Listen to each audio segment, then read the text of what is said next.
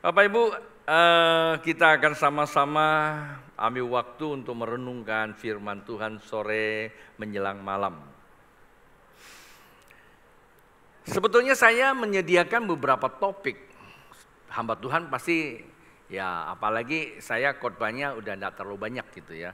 Saya tiap hari itu berkomunikasi sama Tuhan. Setiap apa yang saya dapat dari Tuhan saya selalu catat. Dan itu bisa menjadi renungan dan bisa saya sharekan sebagai bahan khotbah. Tentu banyak sekali. Ada banyak yang saya bisa sampaikan. Saat saya berdoa, kayaknya Tuhan mau saya sampaikan topik yang pagi tadi. Buat Anda yang pagi tadi hadir, simak kembali dan lebih banyak dengar lebih baik. Karena ini sangat penting. Karena ini adalah dasar-dasar kekristenan. Sekali lagi, ini adalah dasar-dasar kekristenan. Saya sebelum sekolah Alkitab, sebelum sekolah teologi, saya ambil kelas pemuritan dasar-dasar kekristenan, namanya DK. Itu selama modul pertama 3 bulan, modul yang kedua juga 3 bulan, baru masuk ke modul yang ketiga, ya juga 3 bulan. Setelah itu saya diutus ke Pontianak. Tapi di samping saya begitu ikut kelas dasar kekristenan, saya juga sudah sekolah teologi. Nah, hanya bedanya sekolah teologi saya tuh 148 SKS saya selesaikan, saya lahap hanya dalam tempo 1,5 tahun.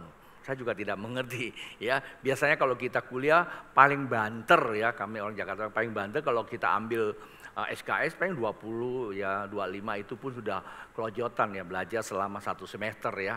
Tapi ini dalam 1 semester saya bisa ambil sampai 50, kadang-kadang saya ambil 75, saya lahap habisin.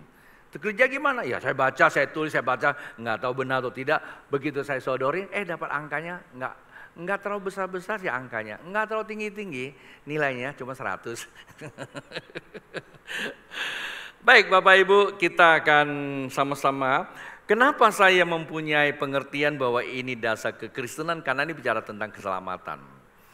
Namun Anda perlu tahu ini adik-adik saya yang masih muda-muda ya, atau yang sudah Kristen sudah lama, kadang-kadang yang dasar-dasar itu terlalu ringan, suka dilupakan.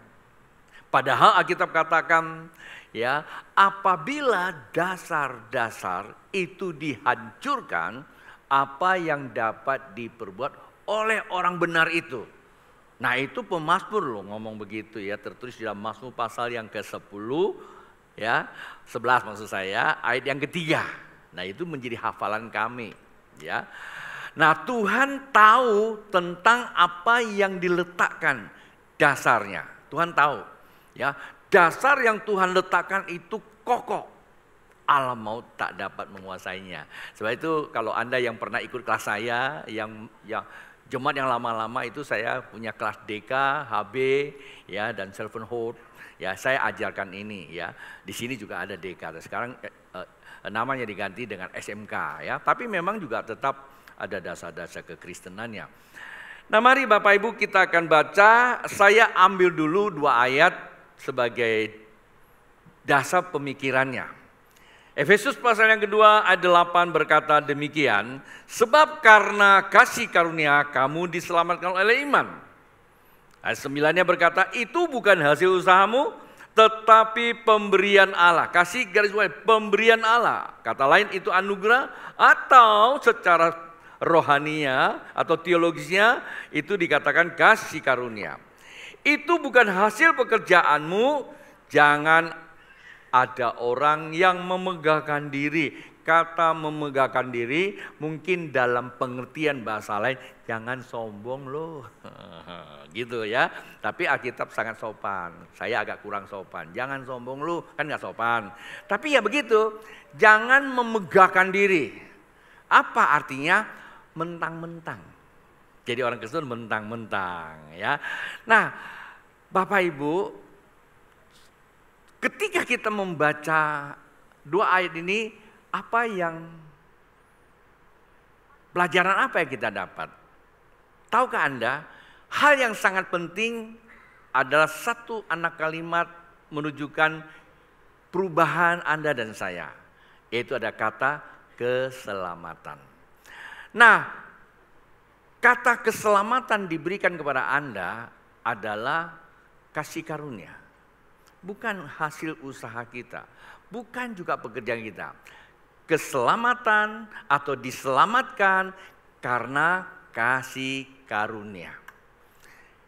Anak kalimat kata keselamatan itu hal yang penting dan itu menjadi dasar kekristenan. Kalimat yang tidak kalah pentingnya adalah kasih karunia. Anak kalimat maksud saya. Oleh kasih karunia maka ada keselamatan. Nah, sekarang saya mau ajak Bapak Ibu untuk memahami konstruksinya. Maksudnya konstruksinya gini. Apa ya kalau saya bilang ya? Skemanya. Apa yang mendapatkan dengan cara bagaimana Anda dan saya mendapatkan kasih karunia? Kalau kita membaca ini secara struktur konstruksinya adalah kasih karunia mengerjakan keselamatan. Itu yang pertama, keselamatan, ya. Itu karena kasih karunia. Nanti kedua, apa itu keselamatan? Pelan-pelan, ya.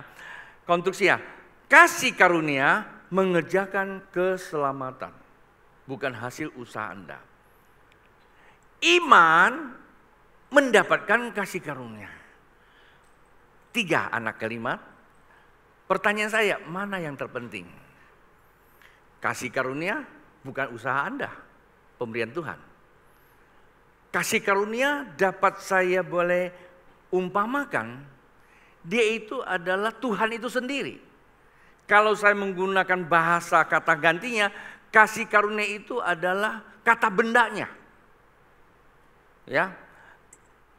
Keselamatan itu kata kerjanya, aktivitasnya. Dan dua-dua itu bukan karena Anda dan saya. Itu pemberian Allah. Namun pemberian Allah ada konsekuensinya. Paham ya maksud saya ya? Tetapi yang satu itu namanya iman, itu adalah bagi Anda dan saya. Kalau enggak ada iman, ada kasih karunia enggak? Kasih karunia tetap ada, tapi tidak dapat kita terima. Kalau enggak ada kasih karunia, ada keselamatan enggak? Keselamatan Allah tetap ada, tetapi tidak diberikan. Jadi jelas ini. Nah, nanti kita akan sama-sama memahami apa itu keselamatan, kasih karunia. Tidak perlu terlalu banyak karena kita sudah ngerti. Kasih karunia itu adalah nyanyian. Betapa besar kasih-Mu Allahku, ya kan? Sehingga gimana? Betapa besar kasih-Mu Allahku, sehingga Kau kan. Itu dia. Saya lupa pagi tadi tiba-tiba ingat, sekarang jadi lupa. Sofian senyum-senyum lagi, Fian. Aduh, bantulah kau. Nah, itu kasih karunia, enggak usah saya jelaskan lagi, ya. Itu menjadi pribadinya Tuhan. Siapa kasih? Yaitu Allah. Allah itu kasih dan Allah itu adalah kuasa. Nah, tapi sekarang yang perlu Anda dan saya tahu, apa itu keselamatan? Ini jadi persoalan. Ada terlalu banyak orang berkata, keselamatan itu gini loh, Pastor. Nanti kalau saya mati masuk surga. Siapa yang percaya dia sudah selamat? Halo? Siapa yang percaya? Boleh lambaikan tangan? Siapa yang percaya bahwa Anda sudah diselamatkan? Nggak ada yang berani percaya. Kalau nggak berani angkat tangan berarti belum yakin-yakin banget ya. Tapi begini loh Bapak Ibu, mungkin Anda pikir, iya ya, saya selamat gak ya? Tapi memang saya pernah jumpai ada seorang bapak di Malaysia, ya Dato, ya seorang jenderal sebetulnya. Dan dia pejabat dan dia juga aktif melayani Tuhan. Kristen, hamba Tuhan, pejabat. Tapi dia nggak ngerti tentang keselamatan itu apa. Yang dia tahu kalau namanya keselamatan itu mati masuk surga. Itu sudah rumlah di gereja kita ngerti begitu. Anda sudah diselamatkan belum? Udah. Mati masuk surga. Iya. Tapi begitu Anda dihadapkan satu penyakit, konon penyakit itu nyaris susah disembuhkan. Apa yang Anda rasakan? Takut. Takut mati. Sebetulnya bukan takut mati. Belum tahu kemana pergi. Saya kasih perumpamaan. Kalau Bapak Ibu sekarang mau ke Jepang, Bapak Ibu sudah tahu Jepang apa yang Bapak Ibu dapatkan. Kalau bulan Maret dan April, di situ pasti lagi musim sakura. Konon semua barang-barang itu pasti ada kudus-kudusnya, ya, sale-sale, ya, sel ya. Kadang-kadang udah 70% plus 20%, ya, macam-macam lah itu ya. Kok pastor tahu? Ya saya pernah ke situ. Nah, Anda punya niat ke Jepang. Apa yang Anda harus persiapkan? Soal penerbangan itu bukan soal Anda, sudah disediakan, ya. Penerbangan sudah tersedia, ya kan? Mas kapal sudah ada, penerbang itu tersedia. Tugas Anda saya apa? Punya tiket. Betul nggak? Nah sekarang tiket sudah dapat, visa sudah dapat, pasti berangkat. Tinggal 1 jam lagi mau terbang, tujuannya ke Jepang. Saya mau tanya, hati Bapak Ibu rasanya gimana? Halo? Coba Anda lihat di airport sana mereka yang mau pergi luar negeri. Senyum sukacita. Nggak ada yang ketakutan. Yalah kalau yang belum pernah naik pesawat mikir sedikit sih gimana naik pesawat jatuh nggak? Ada lah. Tapi lebih banyak sukacitanya. Paham nggak maksud saya? Saya coba mau memperjelaskan tentang kata keselamatan. Lah ini Bapak yang saya temukan di Malaysia itu. Sebetulnya saya nggak tahu dia sedang apa pada waktu itu. Saya ke Kuching, bawanya check up, ada di rumah sakit ketemu dia. Nah waktu ketemu dia memang saya tidak kasih tahu bahwa saya mau datang. Dia langsung agak tanda petik, dia agak sering ngomel. Pastor kamu datang kok tidak ngomong-ngomong dulu. Ya kalau mereka kan tidak cakep-cakep gitu ya. Tidak ngomong-ngomong dulu. Kalau dia bilang cakep-cakep, apa ya cakep saya? Enggak ya, dia bilang tidak ngomong-ngomong dulu. Saya bilang iya saya karena ini buru-buru cuma hanya cek mau pulang. Tidak bisa. Kamu mesti saya jemput untuk makan malam di rumah, oke? Ayah malamnya kami di rumah ngobrol. Singkat cerita obrolannya masuk ke dalam tema yang khotbah ini tentang keselamatan. Karena saya adalah orang yang di mana saja kapan saya kalau ngomong susah keluar dari Alkitab. Tapi kalau sekarang juga ayah lumayan sih masak sedikit-sedikit nyaris yang lagi rame-rame itu. Ya. Ada juga, tapi lebih banyak masuknya ke Alkitab. Nah waktu itu saya cerita-cerita tentang keselamatan. Dia sangat antusias dengerinnya.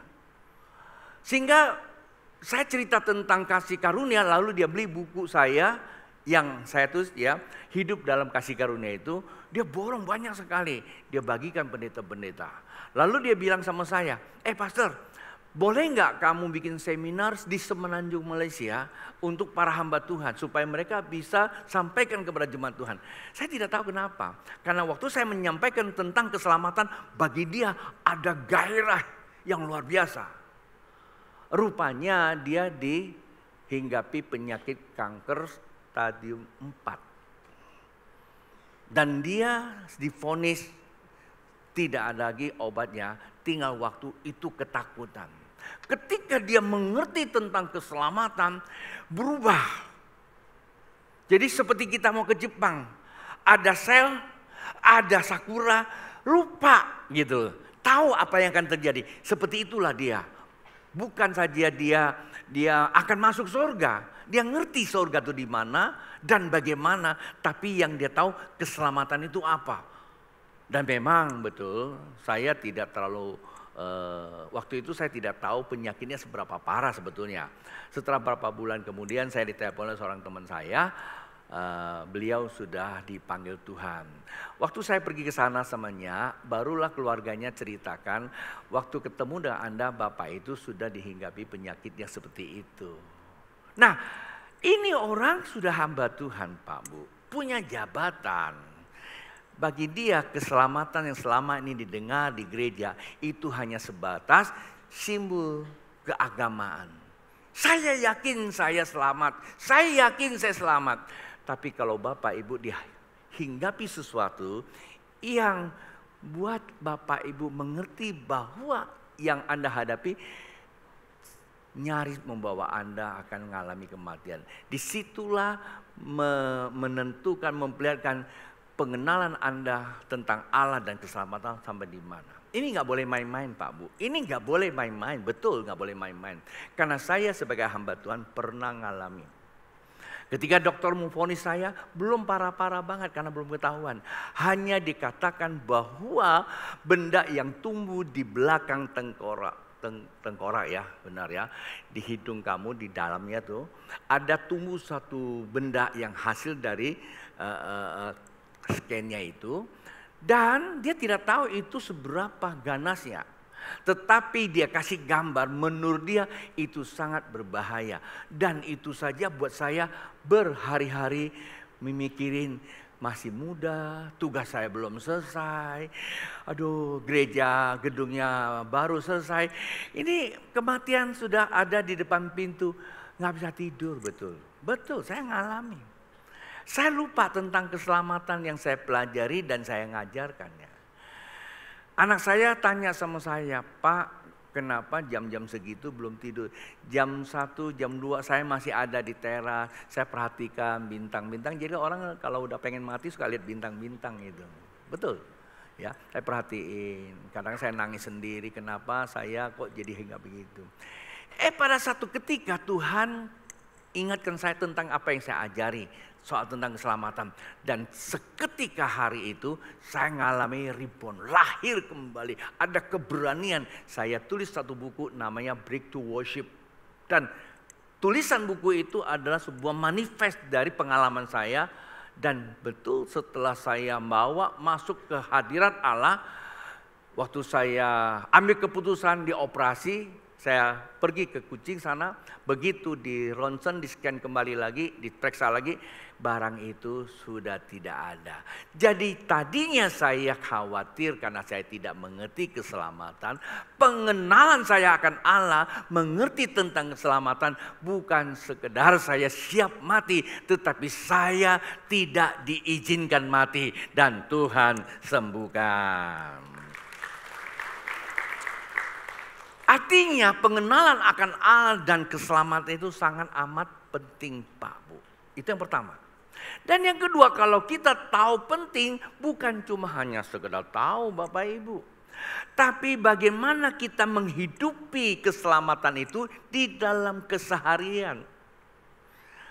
Bukan sekedar aku yakin aku selamat. Tapi keselamatan itu adalah suatu kekuatan ilahi yang bekerja dalam diri kita. Anda suka tidak suka, kalau saya menggunakan kata keniscayaan, itu adalah hukum ilahi. Contoh, Anda hukum kehidupan. Anda mau buat apa kek? Mungkin Anda pikir, saya begini-gini aja. Suka tidak suka Anda hari ke hari, terus Anda berlalu sampailah pada sekian lama Anda pasti jadi orang gede.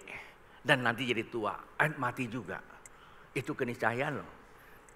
Ya kan? Anda diam aja di kamar nggak ngapa-ngapain, kecuali kalau Anda nggak mau makan ya mati duluan gitu loh. Anda hanya makan aja, nggak usah sekolah, dikasih makan gitu. Ya ada satu tempat saya temukan itu barang, itu barang lagi. Itu sudah hampir, ya sejak saya ke Kalimantan Barat itu barang udah ada itu orang udah ada gitu. Ya di kerangkeng, dikasih makan. Nggak tahu sekarang masih ada nggak? Beberapa waktu yang lalu saya pergi masih ada itu barang. Cuma dikasih makan aja. Artinya itulah keniscayaan bahwa kita seperti itu gitu. Nah sama keselamatan juga. Sebetulnya kalau kita sudah mengenal Allah dan sudah masuk ke dalam hukum keselamatan, keselamatan itu yang akan bergerak dalam diri kita. Orang akan lihat, oh ini orang udah pasti selamat. Nah itu kan penting kan. Lalu saya nggak lama-lama di sini supaya sore ini saya bisa memperjelaskan tentang keselamatan. Menurut Anda keselamatan itu apa? Masuk surga? Betul memang, tapi sebetulnya kita memahami secara utuh dulu. Keluar dari pemikiran itu Bapak Ibu, kita akan lihat kembali Alkitab beberapa ayat sebelum ayat yang ke-8 dan ke-9 tadi saya bacakan.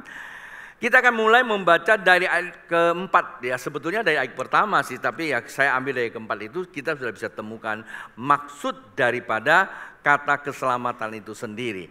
Ayat keempat berkata demikian, tetapi Allah yang kaya dengan rahmat oleh kasih-Nya yang besar yang dilimpahkannya kepada kita, ayat kelima, telah menghidupkan kita bersama-sama dengan apa?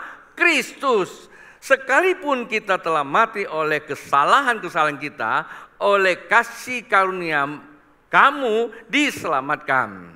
6-nya berkata, dan di dalam Kristus Yesus, Ia telah membangkitkan kita juga dan memberikan tempat bersama-sama dengan Dia di surga. Ayat yang ketujuh, supaya pada masa yang akan datang, Ia menunjukkan kepada kita kekayaan kasih karunia-Nya yang melimpah-limpah sesuai dengan kebaikan-Nya terhadap kita dalam Kristus Yesus. Bapak Ibu dapat menangkap nggak ini ayat? Ini ayat sebenarnya sedang menerangi buat Anda tentang keselamatan. Nah, kata keselamatan itu bukan kita nanti akan masuk surga. Kalau cuma kita mengerti kata keselamatan itu nanti, maka ada satu ketika kita akan ragu-ragu diselamatkan atau belum. Persoalannya dalam perjalanan hidup ada begitu banyak godaan buat kita, sehingga membuat kita menjadi apa? Orang yang berpikir-pikir, punya enggak keselamatan itu? Tetapi yang dimaksudkan kata keselamatan ini sebetulnya merujuk kepada apa?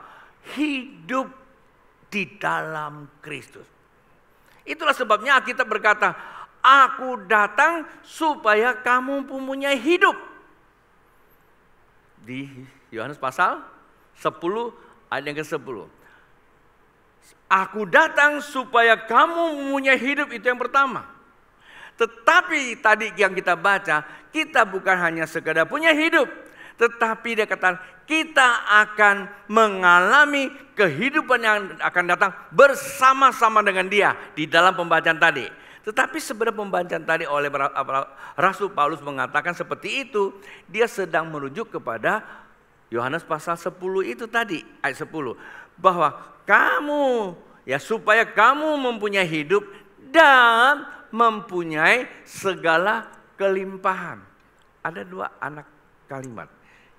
Kelimpahan itu adalah kepastian diberikan. Tetapi yang terpenting bukanlah kelimpahannya. Kelimpahan itu manakala saat kita percaya, kita ngalami sampai kepada kekekalan. Ya, tetapi kata kelimpahan itu tidak akan berarti apapun kalau kita belum hidup. Itulah sebabnya kata diselamatkannya berarti kita akan mengalami hidup yang baru. Pekerjaan Kristus di atas kayu salib tujuannya adalah Dia menggantikan Anda dan saya. Yesus mati bukan untuk Anda dan saya. Sekali lagi, Yesus mati bukan untuk Anda dan saya. Yesus mati untuk dosa. Tetapi Yesus mati sebagai Anda dan saya mati. Dia menanggung penderitaan di atas kayu salib. Dia diderah, dirajam, dianiaya. Sebetulnya Dia sedang menggantikan Anda dan saya. Harusnya kita yang mengalami penderitaan seperti itu, Dia ambil tanggung jawab. Kenapa Anda dan saya harus mengalami itu? Karena kita telah melanggar, kata Alkitab. Kita telah melanggar. Siapa yang melanggar? Adam dan Hawa. Oleh karena nafsunya Hawa makan buah pengetahuan yang dilarang oleh Tuhan, maka di situ mati. Anda dan saya mewarisi kematiannya. Itulah sebabnya seringkali di dalam istilah teologianya, kalau kita lahir satu kali, maka akan mati dua kali. Jikalau kita lahir dua kali, kita cuma mati satu kali. Bingung nggak? Bingung toh? Maksudnya kita lahir sebagai manusia, kalau kita nggak dilahirkan sebagai anak Allah, maka kita mati 2 kali. Mati sebagai manusia, nanti mati sebagai pengikut setan. Kekal. Paham ya? Tapi kalau kita lahir sebagai manusia, lalu kita lahir baru sebagai anak Allah, kita cuma bisa mati 1 kali sebagai manusia, tapi kita hidup sebagai anak Allah sampai pada kekekalan. Ini perlu dipahami Bapak Ibu. Artinya kata diselamatkan, artinya kita dihidupkan kembali oleh kematian Kristus dan kehidupan Kristus. Jadi barang siapa yang percaya, maka ada kata iman kan. Pada saat kita percaya dan taat akan kebenaran, maka kita memperoleh anugerah atau kasih karunia hidup sebagai anak Allah. Jadi dari kapan? Sejak saat waktu kita percaya, kita sudah hidup. Kita bernilai.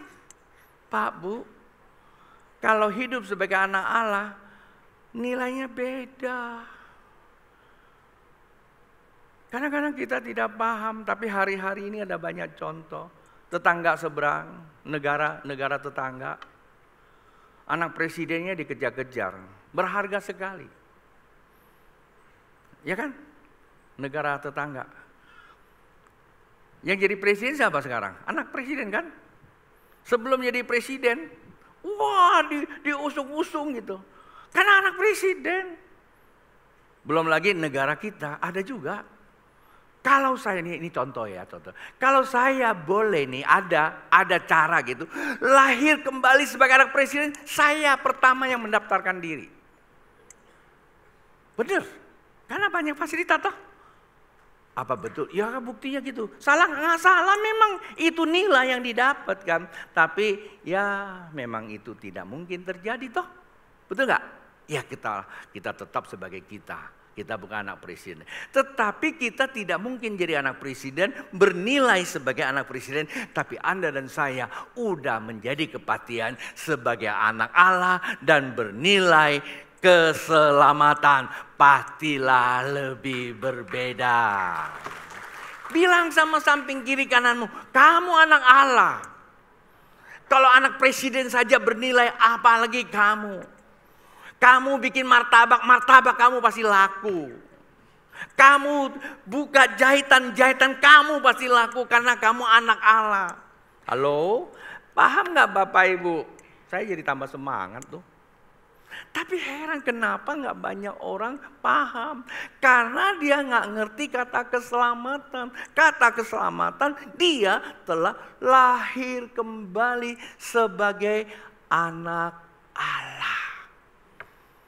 Itu karena pekerjaan Kristus di atas kayu salib. Dan itu menjadi kepastian Bapak Ibu. Anda mau percaya tidak percaya, sebagai anak Allah sudah diberikan. Selesai. Dan bagi barang siapa yang percaya dan taat, maka dia beroleh. Maka di situ ada istilah kasih karunia diselamatkan oleh iman. Jadi lengkap.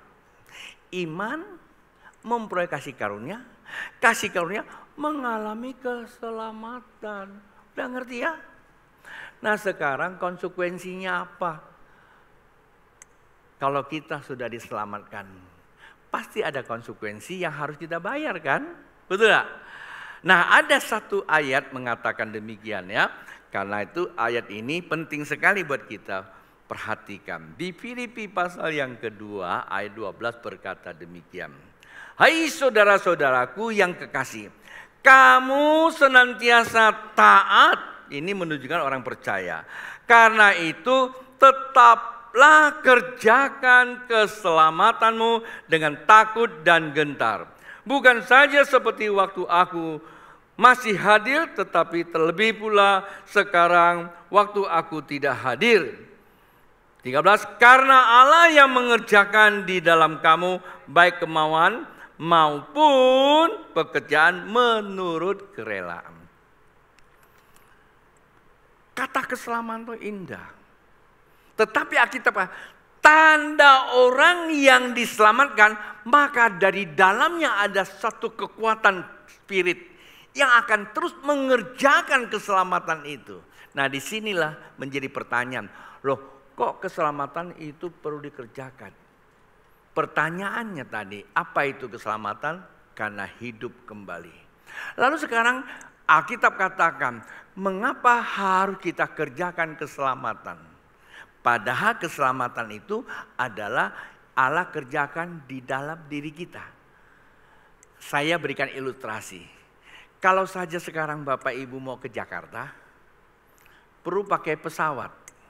Namanya ke Jakarta itu istilahnya penerbangan.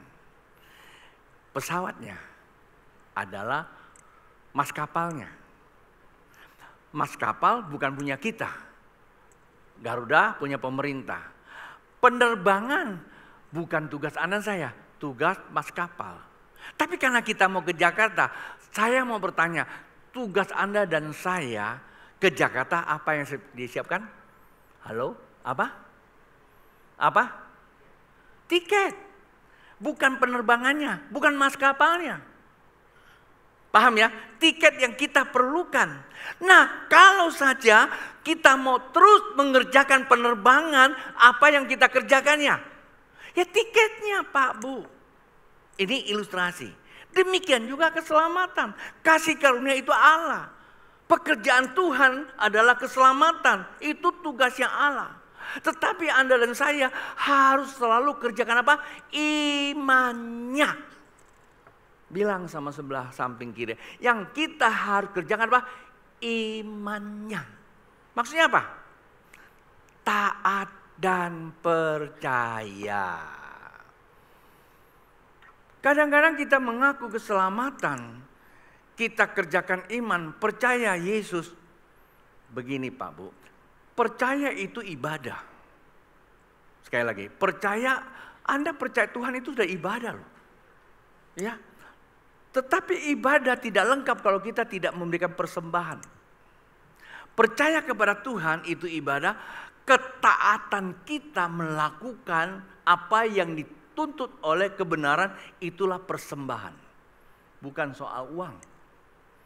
Kalau kita percaya Tuhan telah melahirkan kembali, kita taatkan panggilan Tuhan, berarti kita perlu kumpul. Ibadah itu Anda semua percaya. Tetapi kumpul inilah persembahan kehidupan kita kepada Tuhan. Kadang-kadang kita merasa kita sudah selamat. Udah percaya. Apakah percaya udah iman? Belum. Kalau kita tidak taat, itu bukan iman. Itu baru masuk kepada ranah keyakinan. Iman itu adalah percaya dan ketaatan. Sebetulnya Bapak Ibu hari ini dan sini karena di hari percaya. Percaya saya orang diselamatkan, sudah hidup. Dan saya mau berkumpul untuk sama-sama mempersembahkan hidup yang terbaik bagi Tuhan. Karena itu Alkitab katakan, lakukanlah segala sesuatu seperti untuk siapa? Untuk Tuhan. Kendati pun yang kita lakukan adalah berkumpul di sini. Nah, ini sebagai barometer. Maksudnya apa? Sebagai tandanya. Kadang-kadang kita terhadap kumpul begini kita kurang hormati. Dan saya mau pastikan orang seperti itu sebetulnya dia belum diselamatkan. Oh, dia percaya Yesus, dia baru punya agama. Karena orang yang selamat dia tidak hanya punya agama, tapi dia taat melakukan kebenaran. Ini salah satu contoh. Umpamanya Anda ada di jalan. Ada begitu banyak godaan buat kita melanggar. Paham? Kendati pun mungkin itu bukan untuk tulis Alkitab. Tapi kalau kita taat melakukan saja aturan-aturan hukum-hukum resmi, maka sesungguhnya kita sedang menjalankan perintah kebenaran. Dan itu kita sedang mempersembahkan yang terbaik bagi Tuhan. Dan tipikal seperti itulah kita sedang memperlihatkan kita hidupnya berbeda. Kita punya nilai. Ya, saya kasih satu contoh. Walaupun ini mungkin hanya sekedar cerita, tapi itu ada bagus. Ada seorang anak muda, pakaiannya nggak terlalu rapi, dia bawa map, dan dia pengen melamar kerja. Lalu diminta besok datang jam 9 pagi ada interview. Di tengah jalan, dia lagi jalan, kemudian tiba-tiba ada seorang ibu mobilnya rusak. Nah ibu ini karena mobil rusak, karena ibu-ibu nggak bisa perbaiki. Lalu ada beberapa orang liwat, tolong. Nggak ada yang mau tolong, kenapa? Karena sebagian orang yang jalan arah yang sama, mereka sudah punya satu fokus mau pergi interview. Sehingga mereka tidak mau lagi meluangkan waktu untuk nolong ibu ini. Nah ada satu anak muda ini, dia tahu, dia juga jam 9, dia harus buru-buru. Tetapi karena ada orang yang perlu ditolong dibandingkan dia mesti diinterview. Dia tolong dulu, temenin ibu, perbaiki mobilnya. Pas mobilnya, dalam ceritanya mobil itu nyala kembali juga. Ya, si ibu ini nggak nawarin dia, rupanya si ibu ini juga mau pergi ke interview. Paham ya? Lalu si anak muda ini baru mulai jalan lagi cari kendaraan umum. Sampailah di kantor tersebut, semua sudah diinterview pulang, dan anak muda ini masuk. Puji Tuhan, dia belum terlambat karena sang yang mau interview itu juga terlambat karena mobilnya rusak. Udah mulai ngerti? Ya, semua diinterview, ya. Ketika yang satu ini begitu masuk, dilihat orang itu tanpa diinterview lagi, langsung diterima sebagai karyawannya. Kenapa? Nilainya adalah orang tersebut mempunyai kepedulian. Saya ingat begini, pertama kali saya kerja sebagai karyawan dapat gaji, saya itu punya rambut gondrong. Pakaian saya kayaknya nggak cocok jadi karyawan, apalagi jadi salesman yang door to door gitu. Kami ada 4 orang, lalu disuruh masuk. 3 sudah diinterview, begitu saya masuk, yang interview saya dia bilang, kamu mau kerja di sini? Iya Pak, saya cuma minta satu, potong rambut kamu, dia kasih lihat foto begini kalau kamu mau. Waduh, cepak kayak tentara. Kalau sekarang nggak usah potong udah begini kan? Kalau dulu bayangkan saya punya rambut itu, kalau Anda mau lihat itu zaman-zaman dulu kayak Kus Plus punya ya. Ini kalau mau tidur nyasak ini aja udah pakai jam-jaman. Ibu-ibu masih kalah. Ya. Lalu suruh potong. Tanpa pikir saya pulang langsung pergi salon potong sesuai dengan permintaan dia. Besoknya saya datang lagi, dia begitu lihat saya, langsung sini. Udah, kamu ikut training. Hah? Kok nggak diinterview? Lolos katanya, karena kamu berani korbankan rambut. Paham maksud saya? Dan itu nilai yang dihasilkan dari sebuah kelahiran baru. Nah apa yang Anda dan saya kerjakan? Yang terakhir, ya ada beberapa menit, ini waktunya sudah selesai. Tapi saya akan bacakan kesimpulannya Pak Bu. Pemusik boleh ke atas. Apa yang akan kita kerjakan di Efesus pasal yang ke-10 juga tadi. Tapi di ayat yang pasal yang kedua ayat yang ke-10. Alkitab katakan, karena kita ini buatan Allah. Wow. Kita ini buatan Allah. Artinya dilahirkan oleh Allah. Diciptakan dalam Kristus Yesus untuk melakukan apa? Pekerjaan baik yang dipersiapkan Allah sebelumnya. Ia mau supaya kita hidup di dalamnya Pak Bu. Kita ini buatan Allah. Kalau kita ini buatan Allah berarti kita ini sudah lahir baru. Sudah menjadi anak Allah. Bukti lahir baru anak Allah, lakukan pekerjaan baik. Pagi tadi saya berikan satu contoh. Pak Bu, dari tahun 2022 kita punya tanggung jawab sama Tuhan untuk menceritakan tentang Yesus. Bahwa ada begitu banyak orang percaya seperti ikan yang mati. Kita akan selesaikan misi ini 34 provinsi. Kita sudah pergi, tapi baru belasan aja sih ya tempat yang kita sudah datang. Tapi ini udah tahun 2023, hampir lagi sudah 24 akan datang. Untuk Kalimantan sendiri kita belum. Nah kadang-kadang kita cuma dapat visi tapi kita nggak taat melakukannya. Beberapa hari yang lalu Tuhan ingetin saya lagi, kamu harus lakukan. Saya berpikir Kalau kita belum ke yang tempat lain, mari kita selesaikan dulu Kalimantan Barat. Nah, pas tanggal 27, 28 kita ada misi menggenapi panggilan Tuhan. Itu buat KKR, seminar dan KKR. Nah, kalau Bapak Ibu orang yang sudah diselamatkan, mari ambil tanggung jawab. Kalau Anda nggak bisa pergi, minimal doa. Bantu doa. Kalau Anda juga nggak bisa doa, tapi bantu dompetnya. Ya dong, bantu dompetnya kan. Sebab karena misi kali ini perlu manusianya banyak, perlu peralatannya karena luar kota. Kemarin ya ada satu anak Tuhan tanya saya, apa yang kita perlukan? Setelah kita rincikan, kalau kita sewa alat-alat yang kita mesti bawa, sampai ke sana ratusan juta. Lalu saya ngomong, daripada kita sewa ratusan juta cuma pakai satu kali, kan ada baiknya kita beli aja. Awalnya kita pikir murah, 200-an udah bisa. Setelah kita setting, kita pakai yang jangan juga yang kaleng-kaleng lah ya, minimal yang bagus. Ya kurang lebih 400-an juta. Tapi ada satu anak Tuhan, saya bilang, kamu sudah diselamatkan apa? Tiba-tiba dia berani mempersembahkan uangnya. Udah dapat 200 juta, tapi saya masih butuh 200 sekian juta lagi.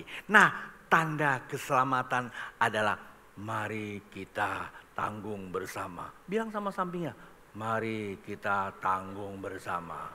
Yang ini berat, pasti berat. Tapi saya percaya orang di tempat ini tidak berat. Tepuk tangan yang kurang sedap. Tapi saya pastikan Anda semua semangat untuk ikut ambil bagian. Itu satu bagian pekerjaan baik. Nah, yang terakhir. Tadi kan terakhir tapi kan belum baca selesai. Filipi pasal yang kedua ayat yang ke-14 berkata demikian. Lakukanlah segala sesuatu dengan tidak apa? Bersungut-sungut dan tak berbantah-bantah. Sebelum saya datang tadi ada seorang calon presiden berkata, saya sangat cinta bangsa ini. Maka lakukan segala sesuatu untuk bangsa ini. Jangan bersungut-sungut. Iya, itu khotbah saya bilang. Siapa calon presiden? Tentu saya tidak mau kasih tahu. Ya, siapa? Yang penting Anda amin-amin aja kalau saya ngomong apa ya. Nah, calon presiden saya nggak tahu siapa. Jangan kemana-mana.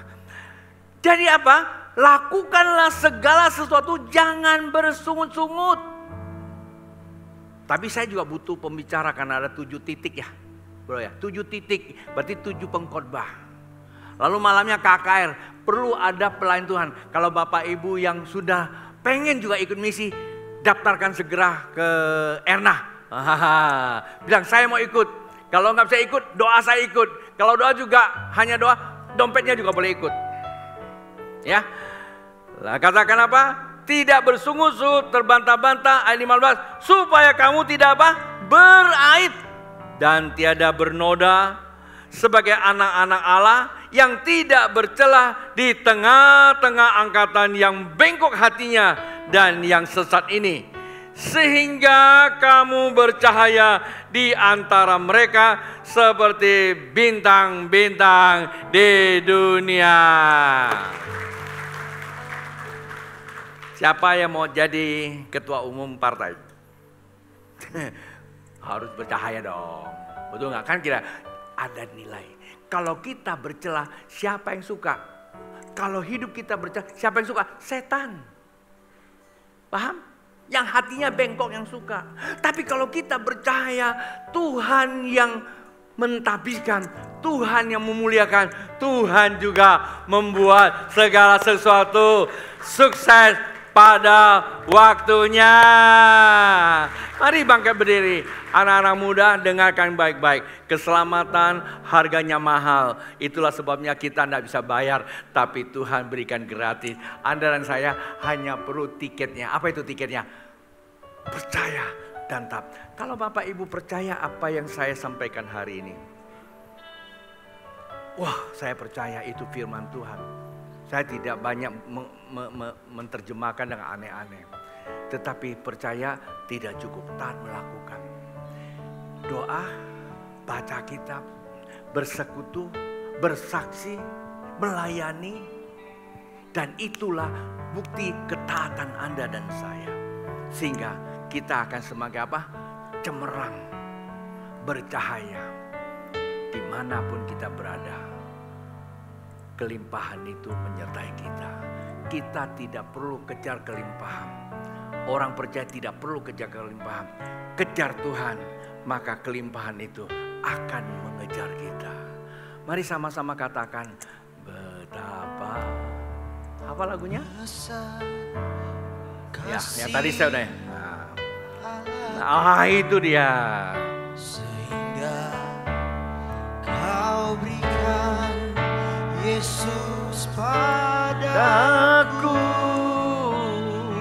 supaya aku tidak binasa, melainkan beroleh hidup yang kekal. Sekali katakan dari awal, betapa besar kasih-Mu Allahku, sehingga Kau berikan Yesus padaku, supaya aku tidak binasa, melainkan beroleh hidup yang kekal. Mari kedua tangan terangkat, katakan. Ku sembahkan, ku sembahkan Engkau yang layak untuk ku sembah. Ku sembahkan, ku sembahkan Engkau yang layak untuk ku sembah. Musik mainkan pujian, Bapak Ibu. Sembah Bapa bukanlah kiasan agama. Sembah Bapa adalah bukti kita hidup mempunyai connect langsung kepada Dia. Orang percaya, orang itu tidak akan pernah menghindari kata penyembah. Orang yang percaya tidak akan pernah sekali-kali menolak perbuatan yang baik. Dan dia akan kejar perbuatan yang baik, supaya kebaikan Allah akan datang melingkupi kehidupan kita. Seperti anak muda tadi, dia punya kepentingan untuk diinterview, tapi ada orang lain juga punya kepentingan. Dia korbankan kepentingan dia menolong orang. Justru yang ditolong itulah yang bisa menolong dia. Kalau kita berani berbuat baik untuk orang lain, niscayalah kebaikan akan melimpah di dalam kehidupan kita. Betapa Besar kasih-Mu Allahku, sehingga Kau berikan Yesus padaku, supaya aku tidak binasa, melainkan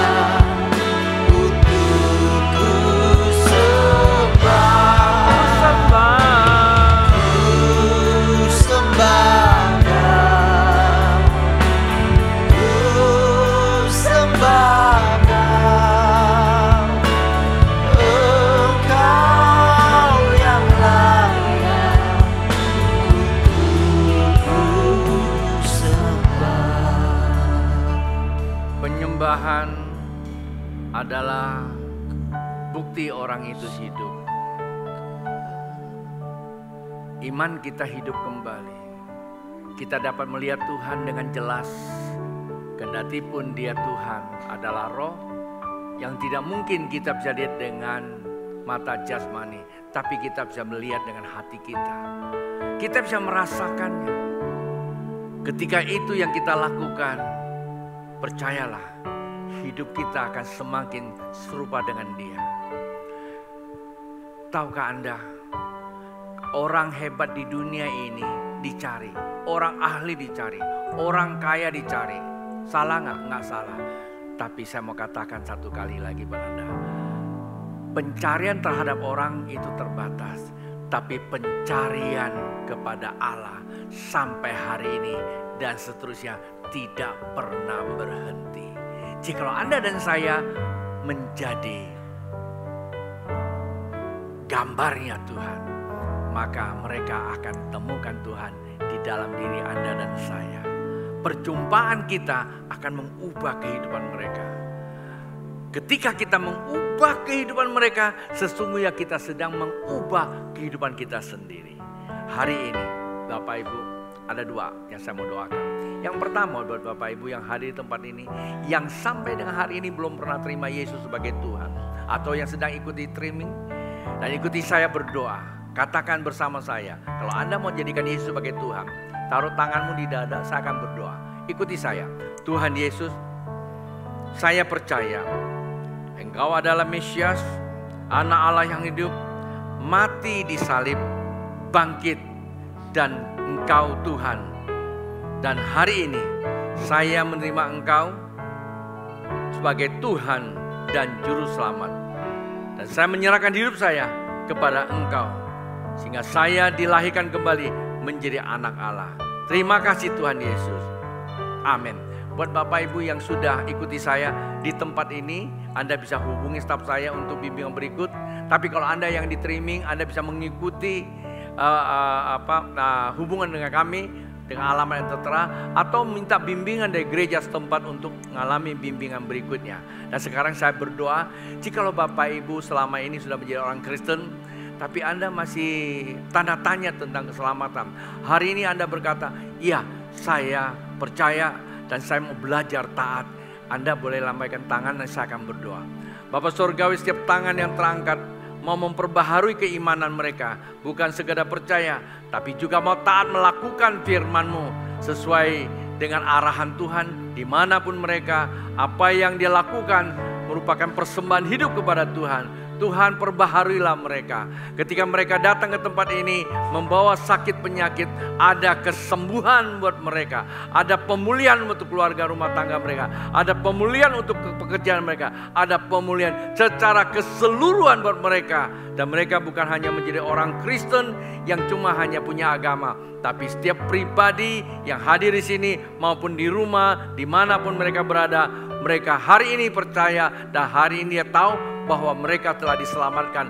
Bukti dari keselamatan, mereka melakukan apa yang menjadi disyaratkan. Sebab Tuhan yang mengerjakan di dalamnya, maka apa yang dikerjakan Tuhan mendatangkan berkat bagi kehidupan. Terima kasih Tuhan Yesus untuk firman-Mu. Jemaat, buat Anda yang ingin memberikan persembahan, amplop persembahan ada di tangan kalian.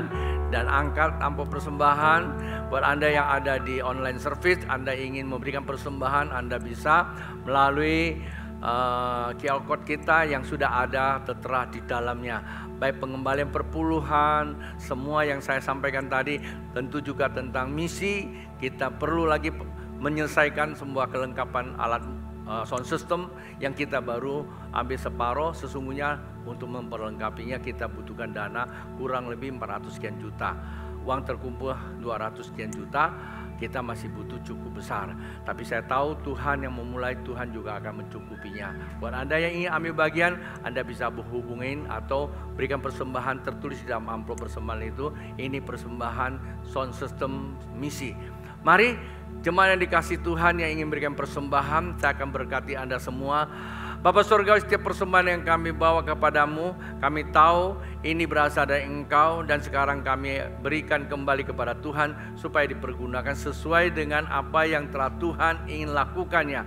Dan Tuhan juga akan memakai setiap hati yang mengelola dengan bijaksana, dan setiap hati yang memberi, hamba berdoa Tuhan kembalikan berlipat-lipat sesuai janji firman-Mu. Ketika mereka memberi karena mereka sudah hidup, maka mereka sudah punya hak untuk mendapatkan kelimpahannya. Terima kasih Bapa, Kau perhitungkan sesuai dengan kebenarannya. Jemaat yang dikasih Tuhan dan saya kasih, ibadah sudah selesai. Dan sekarang terimalah berkat Allah Bapa, cinta kasih dari Tuhan Yesus Kristus, dan di dalam persekutuan Roh Kudus membawa sekalian dari saat ini sampai Yesus datang kedua kali. Yang percaya katakan amin.